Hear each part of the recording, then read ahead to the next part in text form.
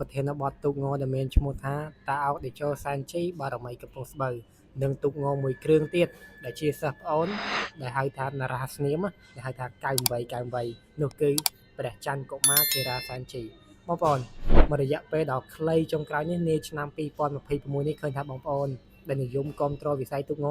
ឃើញថាមានការតាមដានជាខ្លាំងចំពោះជុំវិញទូកងទាំងពីរខាងលើដែលសុទ្ធសឹងតែជាទូកងមួយចំណុះ75នាក់ដែលជាទូកងខ្នាតធំខ្នាតយក្សតែម្ដងប្រចាំខេត្តកំពង់ធំ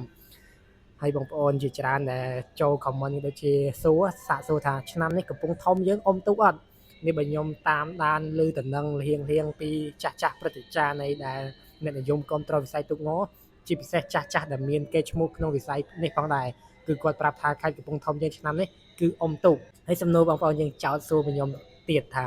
ចុះចំពោះខាងតោកទូកងទាំងពីរគ្រឿងដែលដាក់រហ័សនាមថា99និង98ចុះទូកដែរឬទេអញ្ចឹងខ្ញុំប្រាប់បងប្អូននៅក្នុងវីដេអូនេះថាអាចនឹងចុះទូកទាំងពីរគ្រឿងឆ្នាំនេះបងប្អូនបើសិនជាចុះទូកឆ្នាំនេះទាំងពីរគ្រឿងអូដឹងតែសប្បាយចិត្តមែនទេសប្បាយភ្នែកមើលមែនទេដោយសារតែទូកងទាំងពីរនេះគឺខកខានចុះទូកជាមួយគ្នាគឺច្រើនឆ្នាំមែនទេបើយើងរាប់ចាប់តាំងពីឆ្នាំ2019បើខ្ញុំចាំបើបងប្អូនដឹងជួយ comment ប្រាប់ផងថាទូកងទាំងពីរចុះទឹកជាមួយគ្នាក្នុងឆ្នាំណាបើតាមខ្ញុំចាំគឺឆ្នាំ2019នៅឯដងស្ទឹងសែន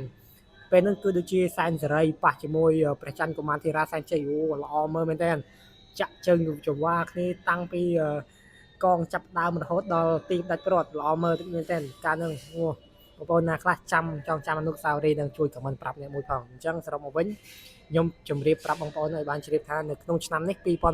2026ទូកងទាំងពីរគ្រឿងដែលដាក់រហ័សនាមថា99និង98អាចនឹងចុះទឹកឡើងវិញបន្ទាប់ពីខកខានចុះទឹកជាមួយគ្នាជាច្រើនឆ្នាំមែនទែនអញ្ចឹងបងប្អូនណាខ្លះគ្រប់គ្រងទូកងពីរខាងលើជួយ comment ប្រាប់ខ្ញុំឲ្យស្គាល់ផងអញ្ចឹងដឹងថាមុខបងប្អូនមិនខ្លះដែលគ្រប់គ្រងទូកខាងលើសម្រាប់ខ្ញុំដឹងតែពេញលេងឆ្នាំនេះអរគុណបងប្អូនជួយចែករំលែកវីដេអូនេះឲ្យបងប្អូនយើងបាន